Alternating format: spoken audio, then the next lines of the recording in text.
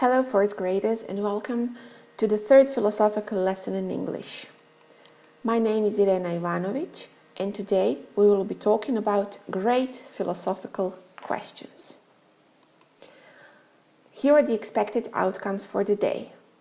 By the end of the lesson, you should be able to report questions and to create a text reporting philosophical questions and ideas. Just like every time, prepare everything you need before we start. You will need something to write with and something to write on. You will need a gadget with internet access. Don't forget that you can always pause or replay the video at any time. You should go through the lesson at your own pace. Now, let's start with some well-known philosophical statements. Follow this link and open a matching game. You have to match 8 famous philosophical quotes and their authors. Once you have done that, choose 3 quotes that you find the most intriguing and write down at least 2 questions that come to mind while thinking about the chosen quotes. Pause the video and do the task. For example, just one potential answer. Let's say I have chosen the quote by Gottfried Wilhelm Leibniz, who said that we live in the world which is best of all possible worlds. When thinking about this quote, there are several questions that come to mind. For example, we can ask, does it mean there are other worlds to live in? Or, can we choose the world we are going to live in? What evidence do we have that our world is the best? Here are just some of the ideas that can help you think about philosophical approaches and questions. Because philosophy basically is the attempt to understand the root nature of reality, of existence and of knowledge. And the only way to do that is to never stop wondering and questioning everything around us. All thinking stems from asking philosophical questions, from questions in general. And those in philosophy don't need to have set answers. In fact, sometimes asking a philosophical question will lead to seemingly more unanswerable questions. But the key to answering them is an open mind. One must think critically, systematically, and clearly. Answering philosophical questions, or just trying to answer them, will help us understand ourselves and the world around us. So, let's start on that journey. Let's have a look at some of those questions. Follow this link. You will open a wheel with many of philosophical questions and write down the first 8 questions that you get. Are those questions simple? Or perhaps it is even better to ask, are they even answerable? Are they answerable at all? But don't worry so much about the answers. The key is to never stop asking questions. Pause the video, follow the link, and do the task.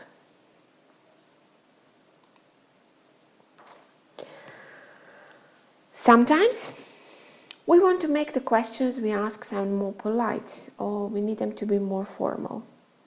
In those situations, we won't be using such direct questions as the one that you have just written down from the Wheel of Fortune. For that purpose, we will use indirect questions. Indirect questions are questions which are actually embedded inside a statement or declarative sentence, or even into another question. For example, like the ones that you have here below, which are actually interrogative sentences. Remember, when the direct question is a yes-no question, the indirect question will start with if or whether.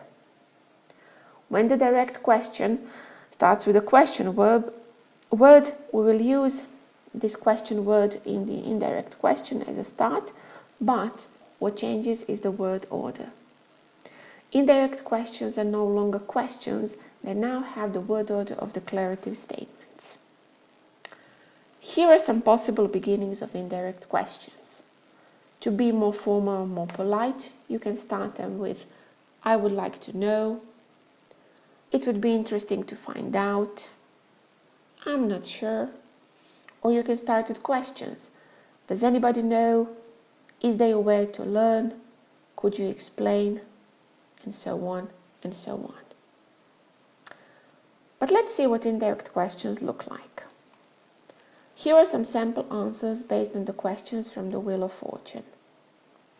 The underlined parts are those that have changed. I would like to know if the universe is deterministic. It would be interesting to find out what freedom is and if true freedom is possible. I'm not sure if a person can be happy if they've never experienced sadness. A question embedded into a question. Does anybody know what consciousness is?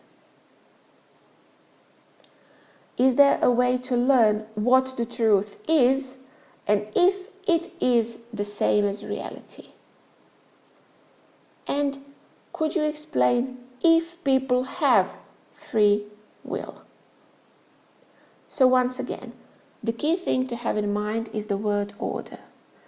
Indirect questions no longer have subject-verb inversion, even if they're embedded into questions. Don't forget if or whether for yes-no questions. Whether is more formal and you're more likely to see it in written form, so that's why we don't have it here. Let's practice. Go back to the questions related to the quotes that you have written in the first activity. Turn those questions into indirect questions. Use different sentence beginnings for all of them. You can use the sentence beginnings which are declarative statements, and you can use interrogative sentences as well. Make sure to add if or whether if there was no question word in the question, or to keep the question word if it was used in the original question. Pause the video and write your answers down. Let's have a look at some sample answers. Imagine that you chose the question which says, does it mean there are other worlds to live in? I wonder if it means there are other worlds to live in. There was no question word, so we added if, and the verb form changed based on the person. Can we choose the world we are going to live in? I'm not sure if we can choose the world we are going to live in. And what evidence do we have that our world is the best? It would be interesting to find out what evidence we have that our world is the best.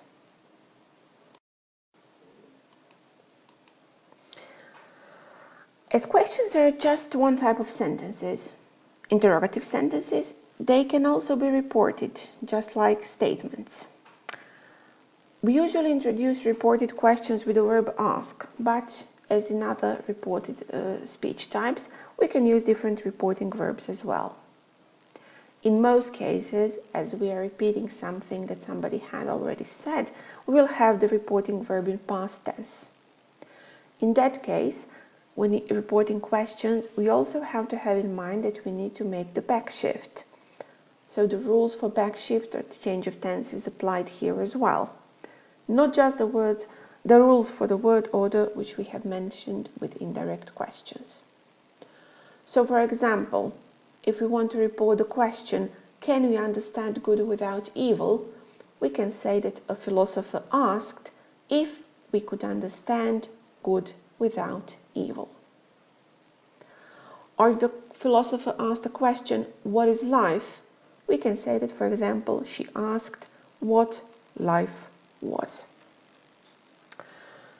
But I'm pretty sure that you are wondering, why should I bother with all this? Well, as you know, We use reported speech when we want to tell someone what has been said. It is not necessary to use the exact words to repeat exactly what has been said, and that makes it easier to express ourselves in a situation when we are not familiar with the exact words, or when we cannot say or remember exactly what has been uttered. Therefore, using such a structure can be very useful, especially in writing. Retelling, for example, will be smoother, and the story will look much better if we use reported speech instead of a number of sentences with quotation marks. When it comes to paraphrasing, using reported speech is actually the only way to convey what somebody has said or written without using their exact words. And finally, reported speech helps with summarizing because we can express the same message in a few words. What is more, reported speech is considered to be a complex structure, so you can always show off with your wide range of grammar structures. Okay, and now let's use all of this in a little bit of more practice. Go back to the first activity and write down the names of the philosophers that you have listed there. Choose 2 of them. Conduct quick research and find out at least 3 questions those philosophers tried to answer. Write those questions down and turn them into reported questions. Pause the video and do the task. And now move on to a little bit of thinking practice. Use the questions from the previous activity. Write down the answers the philosophers gave and then try to answer the questions yourself. It would be interesting to see what the difference in answers are. Pause the video and do the task. And now, let's use all of this for actual communication situation. Write a 150-word text in 4 paragraphs in which you will present the results of your research and your internal philosophical discussion. Write down all the questions, the original answers given by the philosophers, and your own thoughts. Make sure to use reported speech for both questions and answers, and to use a variety of reporting verbs. You should come up with an interesting philosophical essay where all the great philosophical questions will be answered. But before you submit your essay or to your teacher, or perhaps before asking your colleague to have a look at it, go through this checklist to make sure that you've got everything covered. That you have written about 2 philosophers' inquiries, that you have reported at least 3 questions, each of them asked, and presented their thoughts about those questions. Make sure that you outline your own ideas about those questions, and that all of that has at least 150 words, which are organized into 4 paragraphs. You should use a variety of reporting verbs and make sure that you do all the necessary changes in reported speech. Backshift, person, and perhaps variables of time and place and the pronouns and demonstratives. And finally, before submitting everything, you should always proofread it for any language mistakes. This will help you make your essay even better. This is all for today. I hope you have enjoyed this lesson and that you will join us again next time. Until then, take care.